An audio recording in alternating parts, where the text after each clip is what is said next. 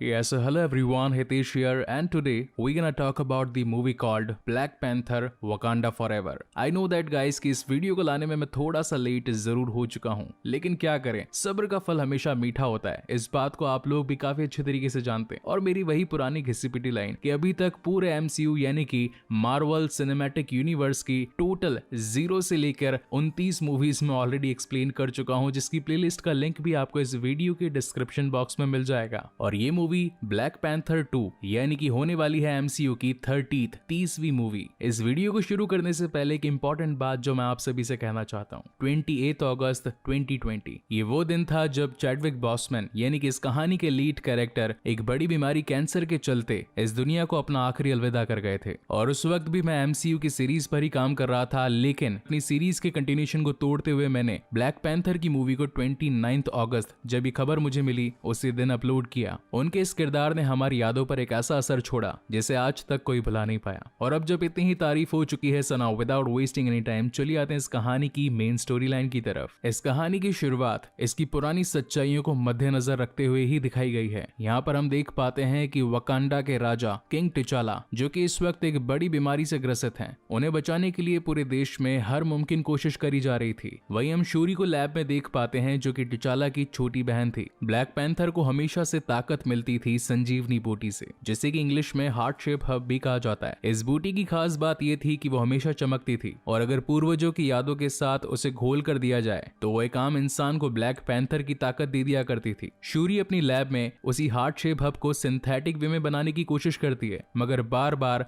उसके सारे नमूने वेस्ट होते नजर आते हैं। हालांकि उसकी आखिरी कोशिश में वो 29% सफल हो तो चुकी थी, मगर उसकी मां रामोंडा से उसे ये खबर मिलती है कि अब टिचाला ने इस दुनिया को अपना आखिरी अलविदा कर दिया है। इस खबर को सुनते ही शूरी की आंखों से आंसू टपकने लग जाते हैं। पूरा वकांडा एक शोक की लहर में डूब जाता है, जिसके बाद नेक्स्ट सीन में हम देख पाते हैं कि वहां के रिचुअल्स के अकॉर्डिंग ब्लैक पैंथर यानी कि टिचाला को एक ब्लैक बॉक्स में रखकर वकांडा के सभी ट्राइब्स के सरदार आकर श्रद्धांजलि अर्पित करते हैं। एक छोटी सी बात जो मैं इस कहानी से हटकर आप लोगों को बताना चाहता हूँ, मैं खुद भी अफ्रीका में 5 साल था और वहां के कल्चर में मैंने एक चीज नोटिस करी कि जब किसी शव को उसके आखिरी छोर पर ले जाया जा रहा होता है तो उसे हर्षोल्लास के साथ विदा किया जाता है। और ऐसी ही झलक इस मूवी के सीन्स में भी हमें दिखाई पड़ती है। जिसके बाद धीरे धीरे वक्त आगे निकलता है और करीब 1 साल बाद का सीन हमें दिखाया जाता है जहां की राजगद्दी पर अब राजमाता रामोंडा का शासन था। जिसके बाद सीन शिफ्ट होता है UNO की तरफ यानी कि यूनाइटेड नेशन ऑर्गेनाइजेशन, जहां पर विश्व के सभी बड़े बड़े नेता, शासक और लोकतंत्र एक जगह बैठकर विश्व की शांति के लिए इकट्ठा हुए थे।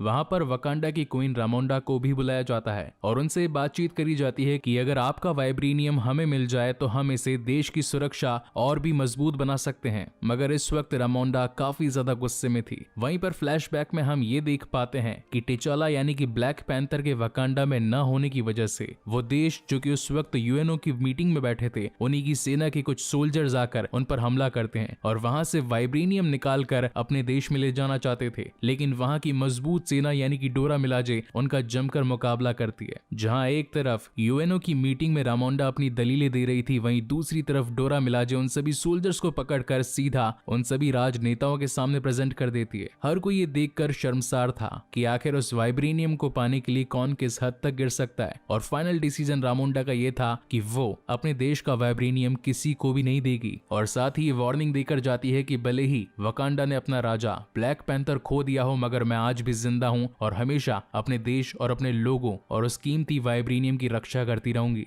जिसके बाद समुद्र के बीच में हम एक बड़े से शिप को देख पाते हैं जिसके अंदर CIA और FBI साथ मिलकर एक प्रोजेक्ट पर काम कर रहे थे। इनके पास एक ऐसी मशीन थी जो कि समुद्र के अंदर वाइब्रेनियम को ढूंढ सकती थी। अगर इसे आसान भाषा में एक्सप्लेन करूं तो जिस तरीके से मेटल डिटेक्टर जमीन में छिपे लोहे को ढूंढ निकालता है, उसी तरीके से इनके पास अब एक ऐसी मशीन आ चुकी थी जो कि समुद्र में रेत, भाटों, कंकड़ और शैवालों के बीच में उस वाइब्रेनियम को खोज सकती थी। 2 खोजकर्ता अपना स्विमिंग सूट पहनकर पानी की गहराइयों तक उतरते हैं और जैसे उस मशीन को ऑन करते हैं वाइब्रेनियम की खोज में, तभी हम व्यूअर्स देख पाते हैं कि उस मशीन पर किसी चीज से जानलेवा हमला होता है और उनमें से उनका एक साथी भी गायब हो जाता है। पूरी टीम अलर्ट होकर पानी में भेजे गए गोताखोरों को ऊपर लाने की कोशिश करती है, मगर तभी एक हिप्नोटिज्म करने वाली आवाज हर किसी के कानों में पड़ती है और न जाने क्यों FBI और CI के सारे एजेंट्स उस शिप से कूदकर अपनी जान देने लगते हैं। जहां पर हम व्यूअर्स को पता चलता है कि वो सभी आवाजें उस समुद्र के नीचे छिपी दुनिया तालोकान के लोगों की थी। ये वो लोग थे जो कि हमेशा से अपनी जाति के लोगों और वाइब्रेनियम को बचाते आए थे। इन सभी के बीच में एक जबरदस्त फाइट होती है एंड एज यूजुअल अगर एमसीयू की मूवी है तो तगड़े सीजीआई और बेहतरीन वीएफएक्स तो आपको देखने को ही मिलेंगे। उसी की एक झलक यहाँ पर भी थी। हालांकि इस फाइट में वो मशीन तो तबाह हो जाती है, मगर तालोकान के लोग जानते थे कि वो साइंटिस्ट अभी भी जिंदा है जिसने इस मशीन को बनाया। अगर वक्त रहते उसे नहीं पकड़ा गया तो ऐसी एक और मशीन बन जाएगी और अगली बार ये लोग ज्यादा तादाद में आकर उस वाइब्रेनियम को हमसे चुरा कर ले जाएंगे। सीन अगेन शिफ्ट होता है शूरी की लैब में, जहां पर हम क्वीन रामोंडा को देख पाते हैं जो कि इस वक्त शूरी के पास आई थी और उससे कहती है कि आज हमें खास काम के लिए यहाँ से बाहर जाना है। जिसके बाद वो दोनों नदी किनारे बैठकर वकांडा की खुली हवा में सांस लेती है। यहाँ की एक रीत थी जिसमें फ्यूनरल में पहने गए कपड़ों को जला दिया जाता है। इनका मानना था कि उन्हें जला देने से उन्हें मरने वाले की यादों से हमेशा मुक्ति मिल जाती है। ये वही व्हाइट कपड़े थे जो कि हमने फ्यूनरल के दिन उन सभी को पहना देखा था जब ब्लैक पैंथर के शव को बॉक्स में डालकर दफनाया जा रहा था। अब बारी थी शूरी की, मगर तभी हम देखते हैं कि समुद्र में से एक अनजाना शख्स निकलकर उनकी ओर आता है जो कि अपना नाम नामोर बताता है। कॉमिक्स में, मूवी में और साथ ही कार्टून्स में इसके अलग अलग प्रोनाउंसिएशंस हैं। कोई इसे नेमोर कहते हैं, कोई इसे नमोर कहते हैं, कोई इसे नामोर कहता है। तो आप लोग अपनी कन्वीनियंस के अकॉर्डिंग इस वर्ड को ले सकते हैं। Coming back to the main story, आज से हजारों साल पहले जब धरती पर वाइब्रेनियम का उल्कापिंड यानी कि मीटियोर आकर गिरा था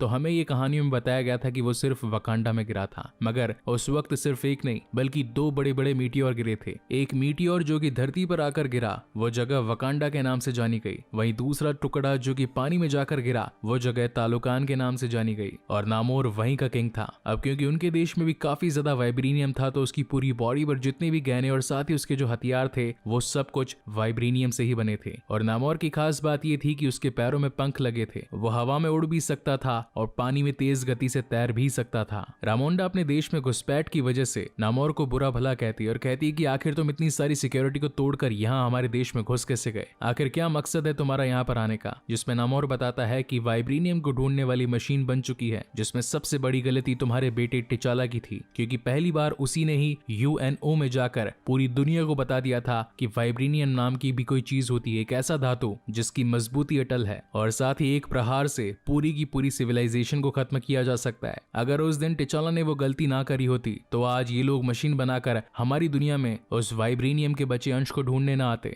मेरी दुश्मनी तुमसे नहीं बल्कि सिर्फ उस साइंटिस्ट से है जिसने ये मशीन बनाई। मैं तो बस यहाँ पर सिर्फ एक छोटा सा सौदा करने आया हूँ, तुम मुझे वो साइंटिस्ट ढूंढ कर ला कर दो, बदले में हमारी सेना से सुरक्षा पाओ। लेकिन अगर तुमने गद्दारी करी तो याद रखना तालोकान का हर एक सिपाही वकांडा को पूरी तरीके से मिटा देगा, उसका नक्शे पर से वजूद मिट जाएगा। इस पूरी प्रोसेस के लिए नामोर उन्हें एक हफ्ते का वक्त देकर जाता है, जिसके बाद सीन शिफ्ट होता है नेक्स्ट डे और यहाँ उस अमेरिकन साइंटिस्ट को ढूंढने के लिए ओकोय आगे बढ़ती है। लेकिन तभी शूरी कहती है कि मैं भी तुम्हारे साथ चलूंगी। हालांकि पहले तो रामोंडा शूरी को भेजने के फेवर में नहीं थी, लेकिन वो इस बात को भी जानती थी कि उससे तेज, चालाक और ताकतवर कोई नहीं, इसलिए फाइनली वो अपनी बेटी को ओकोय के साथ अमेरिकन साइंटिस्ट को ढूंढने के लिए भेज देती है। और काफी जांच पड़ताल के बाद उन्हें ये पता चलता है कि वो साइंटिस्ट कोई बूढ़ी औरत नहीं बल्कि कॉलेज में पढ़ने वाली एक छोटी सी लड़की है जिसका दिमाग इतना तेज है कि उसने अपने सेमेस्टर के सारे रैंक्स और ग्रेड्स को हैक करके अपने आप के मार्क्स में भी इजाफा कर दिया और अपने दोस्तों को पैसों के बदले भी उनके मार्क्स में इजाफा ला दिया। इस लड़की का नाम था रीरी। जब ये दोनों उसे पकड़ने के लिए पहुंचते हैं तो रीरी अपने बचाव में उनके ऊपर रेडियो फेंक कर मारती है, लेकिन ओकोय के हाथ में जो भाला था वो उसके एक ही वार से उसे दो टुकड़ों में बांट देती है। हालांकि रीरी ने वकांडा के बारे में सुना तो जरूर था, मगर इस वक्त वो उन दोनों से डर चुकी थी और बार बार वहां न जाने के लिए गुजारिश कर रही थी। तभी शूरी से कहती है कि तुम्हारे पीछे सीबीआई और सीएसआई के लोग पड़े हैं। इतने में हम देखते हैं कि पीछे से सीबीआई टीम आकर उन सभी को पकड़ने की कोशिश करती है, जिनसे बचने के लिए रीरी अपने फादर के गैरेज में पहुंचती है और वहां से शूरी को एक बाइक, ओकोय को एक कार और साथ ही खुद का आयरन सूट पहनकर अपने आप की जान बचाने के लिए वहां से निकलते हैं। इसी बीच उन पर काफी बार हमले होते हैं, कभी ड्रोन से तो कभी बाइक से तो कभी बड़े टैंकर से, मगर इन तीनों की स्पीड लाजवाब थी। इस मूवी में आयरन मैन की फर्स्ट मूवी से एक रेफरेंस भी दिया गया है जब उसके सूट में टाइटेनियम नहीं फिट था और आकाश में कहीं ऊंचाई पर जाकर उसका पूरा सूट बर्फ में जम गया था। तो ऐसा ही एक छोटा सा हादसा रीरी के साथ भी होता है। एक ड्रोन को डिस्ट्रॉय करने के पीछे आसमान में ऊपर तो चली जाती है, मगर उसका सूट काफी ज्यादा ठंडा हो जाता है, साथ ही उसकी सांसें नम पड़ जाती है। इस वजह से वो बेहोश होकर पानी में गिरने ही वाली थी, मगर गिरने के जस्ट कुछ पलों पहले की आंख खुल जाती है और वो अपने आप को काबू में कर उन सभी पुलिस वालों की नजरों से बच बचाकर ये सभी निकल जाते हैं। इसी बीच रामोंडा अपनी बहू नाकिया के पास जाती है और उससे गुजारिश करती है कि नामोर के बारे में जितनी ज्यादा इन्फॉर्मेशन निकल सके निकालो, क्योंकि तुम ही आखिरी रास्ता हो। तुमने आज से पहले कई ऐसे सीक्रेट मिशंस किए हैं जो कि हर किसी के करने की बस की बात नहीं थी। नामोर ने वकांडा की सिक्योरिटी को तोड़कर 60 से 70 किलोमीटर तक पानी का सफर तय करके हमारे पास आकर हमें धमकी दी और हमसे ये कहा कि हमें एक अमेरिकी को उन्हें सौंप देना होगा, और अगर हमने ऐसा नहीं किया तो पूरा वकांडा खतरे में आएगा। अब ये खतरा कितना बड़ा है और कितना छोटा, जब तक इसकी गहराई का पता ना चले तब तक हम कोई कदम नहीं उठा सकते। इसलिए नाकिया तुम ही एक आखिरी सहारा हो जो कि ये पता लगा सकता है कि आखिर नामोर के पास कितनी बड़ी सेना और उसके पास कितनी ताकत है। मीनवाइल हम शूरी, ओकोए और रीरी को देख पाते हैं जो कि उस वक्त पुलिस से तो बच चुकी थी मगर उनके पीछे तालुकान की सेना पड़ चुकी थी। और यहाँ पर हमें ओकोए और तालुकान के एक बड़े सैनिक के साथ 1-on-1 फाइट देखने को मिलती है। इन दोनों के ही पास वाइब्रेनियम से बने हथियार थे जो कि एक दूसरे पर भारी पड़ रहे थे।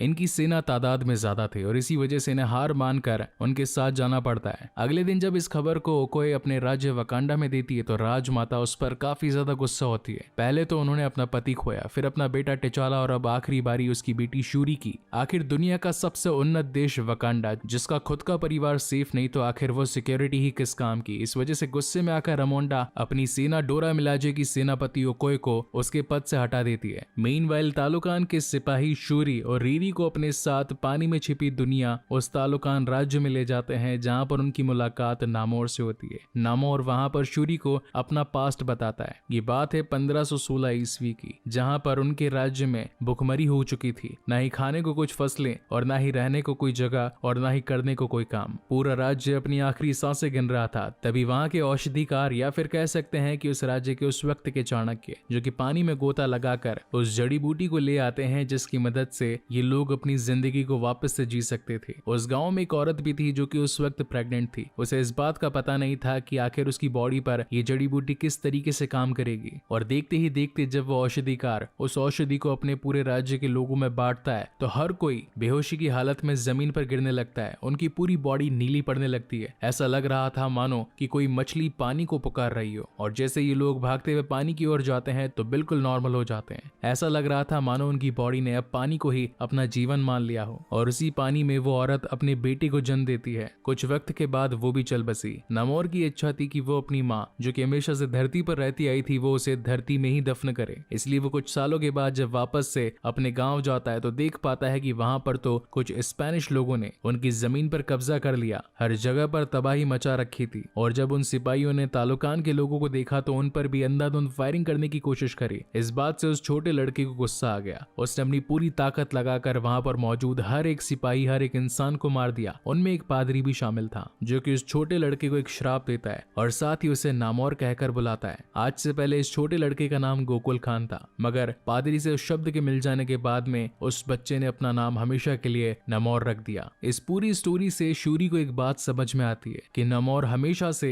गुस्सैल या फिर तबाही मचाने वाला शख्स नहीं था। वो तो बस अपने हिस्से की जमीन पाना चाहता था। इसीलिए वो उससे एक शांति का सौदा करती है और बदले में कहती है कि तुम मुझे रख लो और रीरी को हमेशा के लिए वकांडा में छोड़ दो। तुम्हारी मेन प्रॉब्लम यह है कि वाइब्रेनियम की इंफॉर्मेशन अमेरिकी या फिर किसी और देश में न जाए। तो अगर मैं यहाँ रहूंगी और रीरी वहां रहेगी तो वाइब्रेनियम की इंफॉर्मेशन हमेशा के लिए सेफ रहेगी। क्या तुम इस बात से एग्री करते हो? जिस पर नामोर कहता है कि मुझे सोचने के लिए थोड़ा वक्त चाहिए। मीनवाइल हम नाकिया को देख पाते हैं जो कि अपने खास जासूसों की मिली जानकारी के थ्रू पहुंच जाते हैं सीधा नामोर के छुपे राज्य तालुकान में और वहां पर जाकर रीरी और शूरी दोनों को ही बचाने की कोशिश करती है। मगर इसी बीच उन्हीं लोगों में से एक लेडी का कत्ल हो जाता है। और कुछ समय बाद जब नामोर वहां पर पहुंचता है तो देखता है कि उन लोगों ने हमारे राज्य के लोगों को नुकसान पहुंचाया। इसका खामियाजा तो उन्हें भुगतना ही होगा। और उसके बाद होना क्या था, पूरी तालुकान की टीम पहुंच जाती है वकांडा और एक एक करके उनके सभी लोगों पर वार करती है। ये पूरा मंजर वहां की राजमाता रामोंडा ऊपर से खड़ी होकर देख रही थी, लेकिन नामोर की तेजी और ताकत के सामने वो भी नहीं छिप पाती। उसके पास कुछ ऐसे गैजेट्स थे जिनकी मदद से वो उस बिल्डिंग को भी तबाह कर देता है और साथ ही पूरा वकांडा पानी में डुबा देता है। अगेन बेहतरीन सीजीआई और वीएफएक्स का यूज करते हुए हमें काफी शानदार फाइटिंग सीन्स देखने को मिलते हैं और कंक्लूजन में ये निकलता है कि उस पूरी लड़ाई के अंदर राजमाता मारी जाती है। और जिस तरीके से ब्लैक पैंथर यानी कि टिचाला को श्रद्धांजलि दी गई थी सफेद कपड़ों में, वैसी ही एक श्रद्धांजलि राजमाता रामोंडा को भी दी जाती है। शूरी इस वक्त क्रोध की ज्वाला में जल रही थी। उसे चाहिए था सिर्फ बदला, मगर नामोर इतना ज्यादा ताकतवर था कि वो उससे लड़ने के काबिल नहीं थी। इसीलिए वो सिंथेटिक हार्ट शेप हब को बनाने में लग जाती है। हालांकि वो कई सालों तक उस पर काम कर रही थी मगर सिर्फ 29% ही उसे कामयाबी मिली थी। मगर इस बार उसके पास नामोर का दिया एक ब्रेसलेट भी था जिसके धागों में उसी पुरानी जड़ी बूटी के कुछ रेशे थे जो कि हार्ट शेप हब के रेशों से मेल खाते थे। और जैसे ही उनका कॉम्बिनेशन मिलाया गया तो उनका फाइनल रिजल्ट आया कि हार्ट शेप हब सिंथेटिक वे से बनाया जा सकता है जिसमें करीब 97.8% प्योरिटी थी। वहां नाकिया आकर उस जड़ी बूटी को पानी में मिलाकर शूरी को पिला देती है। हमेशा से वकांडा की एक रीत थी कि ब्लैक पैंथर की ताकतें पाने से पहले वो शख्स अपने पूर्वजों से मिलता है और जिस पूर्वज से मिलता है हमेशा उसी की ही पावर्स उसमें आ जाती है। शूरी चाहती थी अपने भाई टिचाला से मिलना मगर इस वक्त उसके सामने था टचाका यानी कि किलमॉन्गर। शूरी कहती है कि मैंने तो तुम्हें नहीं चुना था मगर किलमॉन्गर कहता है कि जिसके मन में बदले की आग हो और वो सामने वाले पर रहम ना दिखाए तो उसके लिए सिर्फ मैं ही आता हूँ। तो बताओ शूरी आखिर तुम क्या बनना चाहती हो, मुझ जैसा जो कि सिर्फ अपना बदला पूरा करना चाहता है या फिर तुम्हारे भाई जैसा नर्म दिल। तो शूरी उसे सिर्फ एक जवाब देती है कि मुझे अपने दुश्मन को खत्म करना है। और जब वो वापस नींद से जागती है तो उसके अंदर ब्लैक पैंथर की पावर्स आ चुकी थी और अब बारी थी वकांडा की तालोकान पर हमला करने की, जिसके बाद वो एक वाइब्रेनियम से बना शिप लेकर पानी में उतर जाते हैं और तालोकान के हर एक सिपाही को झुकने पर मजबूर कर देते हैं। अपनी टीम को खतरे में आता देख नामोर भी उस जंग में उतर जाता है और अपने पैरों में लगे पंखों की मदद से तेज भागकर हर किसी को मौत के घाट उतारता जाता है। तालोकान में रहकर शूरी को ये बात पता चल चुकी थी कि यहाँ के लोगों को नमी पसंद है, अगर इन्हें गर्मी मिलेगी तो ये सांस नहीं ले पाएंगे और जल्दी ही मर जाएंगे। इसी वजह से शूरी अपने फ्लाइंग जेट में नामोर को बैठाकर उस जगह से दूर एक रेगिस्तान में ले आती है और अगेन इन दोनों के बीच में एक जबरदस्त फाइट होती है। हालांकि 20 मिनट से ऊपर चलने वाली इस फाइट को मैं ज्यादा एक्सप्लेन तो करूंगा नहीं क्योंकि इसका मजा सिर्फ लाइव मूवी को देखकर ही आएगा। हालांकि मैंने कोशिश तो करी है पूरी की इस पूरी मूवी को वीडियो क्लिप्स के साथ एक्सप्लेन करूं जो कि अभी तक किसी ने नहीं करी है। कॉपीराइट्स का खतरा मोल ले रहा हूं लेकिन आपके एंटरटेनमेंट के लिए कुछ भी। Coming back to the main story, अब वक्त आ चला था तालोकान के राजा नामोर के मरने का। उसके गले पर शूरी की तलवार थी और शूरी बस उसे मारने ही वाली थी लेकिन तभी उसे याद आती है अपनी माँ रामोंडा की, क्योंकि जिस वक्त वो अपने पूर्वजों से मिलने के लिए गई थी और जब किलमॉन्गर ने उससे पूछा था कि तुम किसकी तरह बनना चाहती हो तो शूरी ने वहां पर अपनी माँ का नाम लिया था कि वो रामोंडा की तरह बनना चाहती है, तेज ताकतवर दिलेर और एक मजबूत हौसले वाली औरत। जिसके बाद कहानी में एट द एंड हमें यह दिखाया जाता है कि नामोर और साथ ही शूरी एक हो जाते हैं यानी कि वकांडा और तालोकान साथ मिल जाते हैं और जाते जाते शूरी रीरी को गिफ्ट में एक कार भी दे देती है क्योंकि जब ये लोग अमेरिका से निकल कर भाग रहे थे तो उन्होंने रीरी की कार को पूरी तरीके से डिस्ट्रॉय कर दिया था। ये वो कार थी जो कि रीरी के पिता हमेशा से बनाना चाहते थे मगर इस कार को पूरा करने से पहले ही वो चल बसे थे। रीरी की हमेशा से यही ख्वाहिश थी कि वो इस कार के सारे पार्ट्स को जोड़कर इसे कंप्लीट कर दे। उसने वकांडा के लिए एक बहुत बड़ा काम किया था और इसी वजह से शूरी ने उन सारे पार्ट्स को ढूंढकर रीरी की वो ख्वाहिश भी पूरी कर दी। जिसके बाद वो जाती है नाकिया के पास में क्योंकि नाकिया ने उसे वादा किया था कि वो किसी खास से उसे मिलवाएगी। वहीं आखिरी वक्त में शूरी अपने उन व्हाइट कपड़ों को भी जला देती है जो कि फ्यूनरल में पहने गए थे क्योंकि वकांडा की ये रीत थी कि फ्यूनरल में पहने जाने वाले कपड़ों को जला देने से हमें उनकी यादें नहीं आती जो कि हमारी जिंदगी से जा चुके हैं। और वहीं पर हमें चैडविक बॉसमैन यानी कि हमारे पुराने ब्लैक पैंथर की कुछ बेहतरीन क्लिप्स भी दिखाई जाती है और इसी के साथ ये मूवी यहीं पर खत्म होती है। इस कहानी के पोस्ट क्रेडिट सीन में हम ये देख पाते हैं कि नाकिया जिस शख्स से शूरी को मिलवाती है वो और कोई नहीं बल्कि उसका बेटा होता है, यानी कि ब्लैक पैंथर का 3rd पार्ट भी कंफर्म हो चुका है। सो गाइज, आपको ये वीडियो कैसा लगा प्लीज मुझे लाइक और कमेंट करके जरूर बताइएगा और अगर पहली बार इस चैनल पर आए हैं तो इसे सब्सक्राइब जरूर कीजिएगा क्योंकि मैं इसी तरीके की बेहतरीन वीडियोस आप लोगों के लिए लाता रहता हूँ। सो तब तक के लिए keep watching and stay safe. मिलते हैं अगले वीडियो में।